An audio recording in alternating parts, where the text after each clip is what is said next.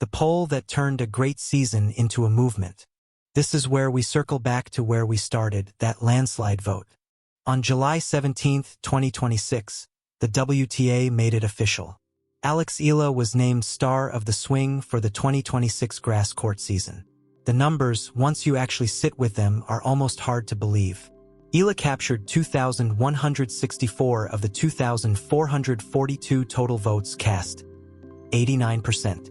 Newly crowned Wimbledon champion Linda Noskova, fresh off winning her first Grand Slam title, finished a distant second with just 176 votes, 7%. Wimbledon finalist Karolina Muchova came in third with 72 votes, 3% of the total. Naomi Osaka and Donna Vekic rounded out the top 5 with a handful of votes each.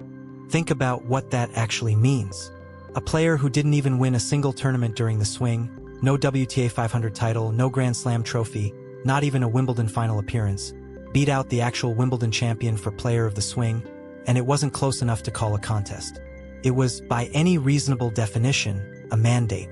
And to be clear, this wasn't simply patriotic ballot stuffing dressed up as a tennis award. Eala's underlying numbers back up the vote. She finished the grass swing with a 12-4 win-loss record, the third best mark of any player during the entire season, trailing only Noskova's 13-1 and Muchova's 12-2. She beat 2 top 10 opponents. She won a title. She made Wimbledon history. The fans didn't just vote with their hearts. They voted with a resume sitting right in front of them. A nation that finally had someone to watch. Here's what the vote count doesn't fully capture. What this run actually did to a country of 110 million people over the course of 5 weeks. Former US Open champion Andy Roddick addressed it directly on his podcast, describing what was happening around Eala as something bigger than a hot streak or a single good season. A genuine grassroots movement, a wave of new tennis fandom that essentially didn't exist in any meaningful way just a couple of years earlier. That's not a small claim from someone who has spent his entire adult life inside the sport at the highest level. And if you watched even a few minutes of Eala's matches during the stretch, you'd have seen exactly what he was talking about. Stadiums packed with flags, chants, and fans who may never have watched a tennis match in their life before this summer, suddenly glued to every point. For a country where tennis has historically been an afterthought behind basketball and boxing, that shift matters in a way that's hard to overstate. It's not just about one player winning matches. It's about a generation of kids in the Philippines watching Wimbledon for the first time in their lives, watching someone who looks like them, sounds like them, and comes from where they come from, competing with and beating players who grew up with every resource tennis has to offer. Her own words and what comes next. Through all of it, Eala's public reaction stayed remarkably grounded. In the aftermath of the award, she expressed gratitude toward the fans who had supported her, framing the grass swing as an experience she couldn't have gotten through without that support. Humble words for a run that had just rewritten the record books for her entire country. But the humility doesn't mean the ambition stops here. If anything, this feels like the opening chapter, not the conclusion. Eala is already looking ahead to the North American hardcourt swing, with a doubles pairing alongside Venus Williams at the Wimbledon DC Open on the calendar in the days that follow. And beyond that looms the US Open, the biggest hardcourt stage in the sport, and a tournament where a career-high ranking of 28 means Eala won't be an underdog walking in unnoticed anymore. Opponents will know exactly who she is. The only question now is whether the rest of the tennis world has caught up to what an entire nation already knew weeks ago. Why this story isn't actually about tennis. Step back far enough and the tennis becomes almost secondary to the real story here. This is a story about representation, about what happens when a country that has never had a global tennis star finally gets one, and what that does to the belief system of everyone watching. It's a story about a sport that has quietly, for over 100 years, been shaped by access and privilege, suddenly cracked open by someone who fought her way up through the WTA 125 circuit instead of arriving with every advantage already built in. The 89% vote wasn't really about ranking Eala's grass court season against Noskova's or Muchova's. It was 110 million people finally getting to say, out loud and unanimously, that they had found someone worth believing in. And if this 5-week stretch is any indication of what's still ahead of her, the hard courts, the US Open, whatever comes after that, this is not a story that's anywhere close to finished. So if you want to be here for whatever she does next, the US Open run, the doubles pairing with a legend, the next impossible upset, make sure you're subscribed because this is a story we're going to keep following match by match as it happens. Drop a comment and let us know. Do you think this is just the beginning for Alex Eala? Or has she already had her career-defining moment? We'll see you in the next one. She just beat her own idol, and 2,442 voters couldn't even make it close. A 21-year-old from a country with almost no tennis history just walked onto center court at Wimbledon and beat the defending champion. Then, a few weeks later, the entire tennis world was handed a poll, and the result wasn't close. It wasn't 60%. It wasn't 70%. It was 89%. One name, one landslide. And by the end of this video, you're going to understand exactly why an entire nation of 110 million people stopped what they were doing to watch this happen. The question nobody expected an answer this big to. Here's the thing about that poll. The WTA, the organization that runs women's professional tennis, asked a simple question on its website. From Queen's Club to Wimbledon and everything in between, who was your standout performer of the 2026 grass court swing? It sounds like a throwaway social media poll, the kind of thing you scroll past.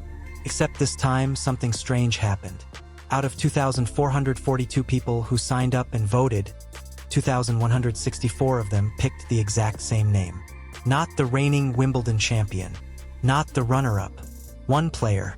And by the time you find out how she got there, the upsets, the tears, the idol she had to knock out to make it happen, you'll understand why this wasn't really a poll about tennis at all. It was a poll about a movement. Stick around, because the full story is wilder than the stat line makes it look. And if you're new here, hit subscribe now because we're about to break down exactly how a rising star from the Philippines just rewrote what's possible for her sport. And this is only the beginning of her story, not the end of it. A sport that was never supposed to produce a star like her. To understand why this moment matters so much, you have to understand what tennis has historically meant in the Philippines. It has meant almost nothing, competitively speaking. Basketball is the national obsession. Boxing has produced legends. Tennis, for the most part, has been a sport for the privileged few, people with access to private coaching, private courts, and the money to travel to tournaments most of the world will never see. It is not a sport that produces global champions from a country of over 100 million people. That's exactly what made what happened next so hard to ignore. Alex Eala, full name Alexandra Eala, is 21 years old. She spent years grinding through the lower levels of professional tennis, the WTA 125 tournaments, the Challenger circuit, the tournaments that never make the highlight reels. And then, over a 5-week stretch on the surface tennis players fear the most, grass, unpredictable, low-bouncing, unforgiving grass.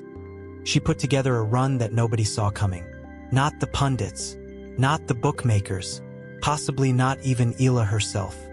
It started with rain, a teenager, and a trophy nobody expected. The grass court swing opened in Birmingham, England, at the Lexus Birmingham Open, a WTA 125 event, one tier below the biggest tournaments on tour. This is where Eala's story for the summer really begins. She fought her way through a tournament plagued by rain delays, match suspensions, and the kind of scheduling chaos that tests a player's patience as much as their game. In the final, she came up against Nikola Bartankova, a teenage Czech player who was not going to make it easy. The match stretched to 3 sets and lasted more than 2.5 hours. Eala dropped the opener, clawed back to take the second, and then had to fight through a decider that could have gone either way. When it finally ended, she had done something no Filipino tennis player had ever done before. Won a professional grass court title. It was her second career WTA 125 title overall, but her first on grass, and it meant something different.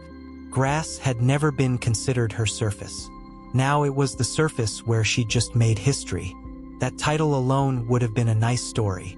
A feel-good moment for a rising player, a few congratulatory posts, and then everyone moves on to the next tournament. Except Eala wasn't finished. She was just getting started. The upset machine, taking down a former Wimbledon champion. From Birmingham, Eala carried her momentum into Germany for the WTA 500 Berlin Open, a significantly bigger tournament with significantly bigger names in the draw. This is where things started to get genuinely absurd. Eala, playing as a wild card entry, opened her run by beating Queen's club champion Donna Vekic, clawing back from a dangerous 0-40 deficit in the deciding game to close out the win. That alone would have been a solid result for her week. Instead, it was just the appetizer. In the second round, she faced Elena Rybakina, the 2022 Wimbledon champion, one of the most fearsome servers in the entire sport, and a former world number 2. On paper, this was not supposed to be competitive. Rybakina's game is built for grass and grass-adjacent courts. Her serve alone has ended more matches before they really begin than almost anyone else on tour. Eala beat her anyway. Then, in the quarterfinals, she ran into Elena Svitolina, a former world number 3 and Olympic medalist, one of the most respected and consistent competitors in the sport for the better part of a decade. Eala beat her too, sending her through to her first-ever WTA 500 semifinal. 2 wins. 2 players with Grand Slam pedigree and career-long resumes far beyond Eala's own. Back-to-back. On a surface that wasn't even supposed to be her strength. Her semifinal run in Berlin eventually ended at the hands of Linda Noskova, a name you're going to want to remember for later in this story, but by that point, the damage, in the best possible sense, had already been done. Every pundit who had written off the idea of a Filipina tennis star as a nice story with no real substance now had to reckon with the results sitting right in front of them. Then came Wimbledon, and the match that changed everything. If Birmingham was the spark and Berlin was the fire catching, Wimbledon was the moment the entire tennis world had to turn around and look. Eala arrived at the All-England club seated 29th, itself a milestone, since it meant she'd climbed high enough in the rankings to avoid facing a top seed in the earliest rounds. She won her way through the opening matches and set up a third-round meeting on center court against the defending Wimbledon champion, Iga Swiatek. Let that sink in for a second. Center court, the most famous tennis court on the planet, steeped in more than a century of tradition. And on the other side of the net was a player Eala had grown up idolizing. Someone whose posters, whose highlight reels, whose career had shaped what Eala believed was possible for herself as a tennis player. Now she had to try to beat her. The match went to a first-set tiebreak that stretched all the way to 9 points, one of those tiebreaks where every single point feels like it's carrying the weight of the entire match. Eala won it. She took the second set more comfortably, closing it out 6-2, and when the final point landed, she had done something no player from the Philippines had ever done in the open era of tennis. Beaten a defending Wimbledon champion on center court in the third round of the tournament. Cameras caught her struggling to process what had just happened. In the moments after the match, still catching her breath, still working through the emotion of it, she could barely find the words. There were simply too many feelings arriving at once. A viral moment from that same tournament run showed her sliding on the grass mid-rally and still ripping a forehand winner. A clip that spread across social media and introduced casual fans to her game in real time. The win propelled her into the second week of a Grand Slam for the first time in her career. Another first for a Filipino singles player in the Open era. Her tournament finally ended in the fourth round, the round of 16, where she fell in 3 tight sets to Jasmine Paolini, a player who has consistently been one of the toughest competitors on tour this season. It wasn't the fairy tale ending. But by the time it was over, Eala's ranking had climbed to a career-high number 28 in the world, and the tennis world had a new name it couldn't stop talking about.